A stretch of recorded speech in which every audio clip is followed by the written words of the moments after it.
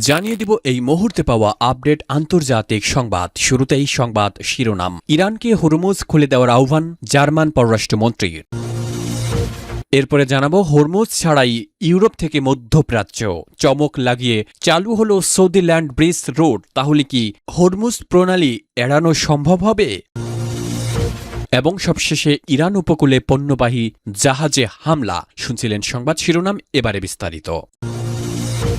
ইরানকে হরমুজ খুলে দেওয়ার আহ্বান জার্মান পররাষ্ট্রমন্ত্রীর। ইরানের সঙ্গে যুক্তরাষ্ট্রের চলমান উত্তেজনার মধ্যে হরমুজ প্রণালী পুনরায় খুলে দেওয়া এবং দেশটির পারমাণবিক কর্মসূচি বন্ধের আহ্বান জানিয়েছেন জার্মানির পররাষ্ট্রমন্ত্রী জোহান ওয়াডেফুল। তিনি জানান, যুক্তরাষ্ট্রের ঘনিষ্ঠ মিত্র হিসেবে জার্মানির অবস্থান একই। ইরানকে অবশ্যই পরমাণু অস্ত্র থেকে সম্পূর্ণভাবে সরে আসতে হবে এবং তা যাচাইযোগ্যভাবে নিশ্চিত করতে হবে। একই সঙ্গে হরমুজ প্রণালী অবিলম্বে খুলে দেওয়ার দাবি জানান তিনি। ওয়াডেফুল সামাজিক যোগাযোগ মাধ্যম এক্সে পোস্ট করে বলেন, যুক্তরাষ্ট্রের পররাষ্ট্রমন্ত্রী মার্কো রুবিওর মতোই তাদেরও একই দাবি। ইরানকে পারমাণবিক অস্ত্র ত্যাগ করতে হবে এবং হরমুজ প্রণালী খুলে দিতে হবে। এদিকে ইসরায়েলের সঙ্গে যুদ্ধ পরিস্থিতি ইরান ইস্যুতে ইউরোপীয় মিত্রদের অবস্থানে অসন্তোষ প্রকাশ করেছেন যুক্তরাষ্ট্রের প্রেসিডেন্ট ডোনাল্ড ট্রাম্প। তিনি জার্মান চ্যান্সেলর ফ্রিডরিখ মের্জ, স্পেনের প্রধানমন্ত্রী পেদ্রো সানচেজ এবং যুক্তরাজ্যের প্রধানমন্ত্রী কিয়ার স্টারমার সহ একাধিক ইউরোপীয় নেতার সমালোচনা করেছেন। এর আগে জার্মান চ্যান্সেলর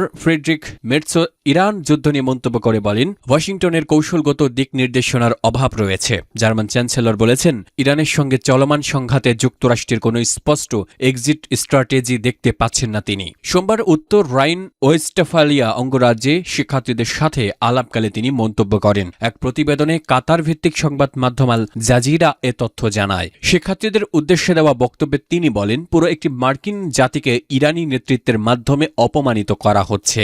রয়টার্সের বরাতে তিনি আরও বলেন, বর্তমান পরিস্থিতিতে যুক্তরাষ্ট্র কিভাবে ট্রাম্পের নেতৃত্বে এই যুদ্ধ থেকে বেরিয়ে আসবে তা স্পষ্ট নয়। জার্মান চ্যান্সেলরের মন্তব্য করে বলেন, ইরান আলোচনায় অত্যন্ত কৌশলী ভূমিকা পালন করছে এবং তারা ধারণার চেয়েও বেশি শক্তিশালী অবস্থানে রয়েছে। এর আগে ইসলামাবাদে ইরানকে যুক্তরাষ্ট্রের সঙ্গে গঠনমূলক আলোচনায় বসার আহ্বান জানিয়েছিলেন জার্মানির পররাষ্ট্রমন্ত্রী জোহান ওয়াডেফুল। মঙ্গলবার এক বিবৃতিতে ওয়াডেফুল বলেন, আমরা জানি যুক্তরাষ্ট্রের ভাইস প্রেসিডেন্ট ইসলামাবাদে যাওয়ার জন্য প্রস্তুত। এখন ইরানের উচিত নিজের জনগণের স্বার্থে যুক্তরাষ্ট্রের দেওয়া প্রস্তাব গ্রহণ করা। তিনি আরও বলেন, বর্তমান পরিস্থিতিতে আলোচনার মাধ্যমে সমাধান খোঁজা অত্যন্ত জরুরি। এর আগে ইরানে যুক্তরাষ্ট্র ও ইসরায়েলের যৌথ হামলার পর এক বিবৃতিতে জোহান ওয়াডেফুল বলেন, ইরানের বিরুদ্ধে যুক্তরাষ্ট্র ও ইসরায়েলের সামরিক অভিযানে জার্মানি অংশ নেবে না এবং দেশটিতে শাসন পরিবর্তনের কোনো উদ্যোগকেও সমর্থন করবে না। ওই বিবৃতিতে তিনি জার্মানির অবস্থান স্পষ্ট করে উল্লেখ করেন, ইরানে গণতান্ত্রিক ভবিষ্যৎ দেখতে চাইলেও সেই পরিবর্তন অবশ্যই ইরানের জনগণের মাধ্যমেই আসতে হবে। তিনি বলেন, জার্মানি এই যুদ্ধে অংশ নিচ্ছে না এবং ভবিষ্যতেও নেবে না। একইভাবে ইরান সহ কোনো দেশই শাসন পরিবর্তনের জন্য কোনো নির্দিষ্ট পদক্ষেপে আমরা অংশ নিচ্ছি না। হরমুজ ছাড়াই ইউরোপ থেকে মধ্যপ্রাচ্য চমক লাগিয়ে চালু হল সৌদি ল্যান্ড ব্রিজ রোড।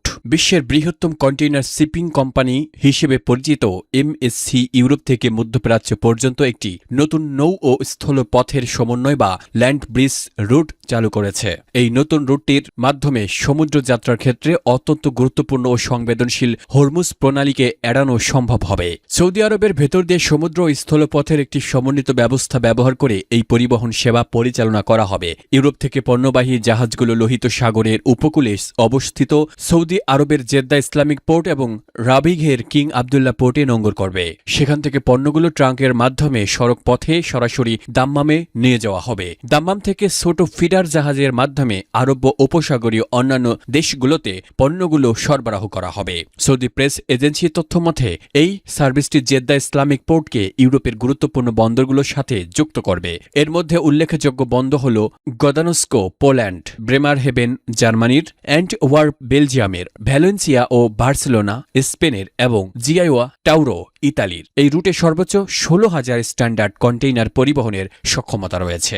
এই উদ্যোগটি মূলত সরবরাহ শৃঙ্খল একীভূতকরণ এবং আঞ্চলিক লজিস্টিক সংযোগকে আরও শক্তিশালী করার লক্ষ্যে নেওয়া হয়েছে। সৌদি আরবের ন্যাশনাল ট্রান্সপোর্ট অ্যান্ড লজিস্টিক স্ট্র্যাটেজির অংশ হিসেবে এই পদক্ষেপ নেওয়া হয়েছে, যা দেশটিকে 3 মহাদেশের সংযোগকারী একটি বৈশ্বিক লজিস্টিক হাব হিসেবে প্রতিষ্ঠিত করতে সহায়তা করবে। হরমুজ প্রণালী এড়িয়ে সরাসরি লোহিত সাগর থেকে স্থলপথে পণ্য পৌঁছে দেওয়ার মাধ্যমে পরিবহন সময় যেমন কমবে, তেমনি নিরাপদ ও নিরবচ্ছিন্ন সরবরাহ ব্যবস্থা নিশ্চিত হবে হবে বলে আশা করা হচ্ছে। ইরান উপকূলে পণ্যবাহী জাহাজে হামলা। ইরান উপকূলের অদূরে কৌশলগতভাবে গুরুত্বপূর্ণ জলসীমা একটি পণ্যবাহী বাল্ক ক্যারিয়ার জাহাজ হামলার শিকার হয়েছে। যুক্তরাজ্যের সামুদ্রিক বাণিজ্য কার্যক্রম পর্যবেক্ষণকারী সংস্থা এই তথ্য নিশ্চিত করেছে। সংস্থাটির প্রতিবেদন অনুযায়ী জাহাজটি যখন উত্তর দিকে অগ্রসর হচ্ছিল তখন শিরিক থেকে প্রায় 11 নটিক্যাল মাইল পশ্চিমে একাধিক ছোট নৌযান সেটিকে লক্ষ্য করে আক্রমণ চালায়। তবে এই হামলার ধরন বা হামলাকারীদের পরিচয় সম্পর্কে তাৎক্ষণিকভাবে বিস্তারিত কিছু জানানো হয়নি। বিপজ্জনক এই পরিস্থিতির মধ্যেও স্বস্তির খবর হলো আক্রান্ত জাহাজে থাকা সকল ক্রু সদস্য সুরক্ষিত ও নিরাপদ রয়েছেন। এছাড়া হামলার ফলে সমুদ্রের পরিবেশে কোনো ধরনের নেতিবাচক প্রভাব বা তেল নিঃসরণের মতো ঘটনা ঘটেনি বলে সংস্থাটি জানিয়েছে। বর্তমানে ওই অঞ্চলের নিরাপত্তা পরিস্থিতি নিবিড়ভাবে পর্যবেক্ষণ করা হচ্ছে।